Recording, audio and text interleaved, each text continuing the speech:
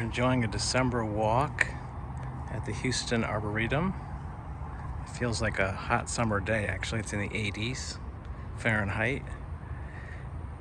This is a favorite part of the garden with this serpentine boardwalk.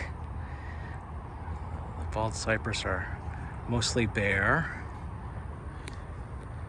Lots of perennials that are dormant that are quite interesting.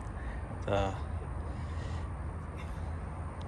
low sable palms are still very striking, even more so with the lack of other foliage.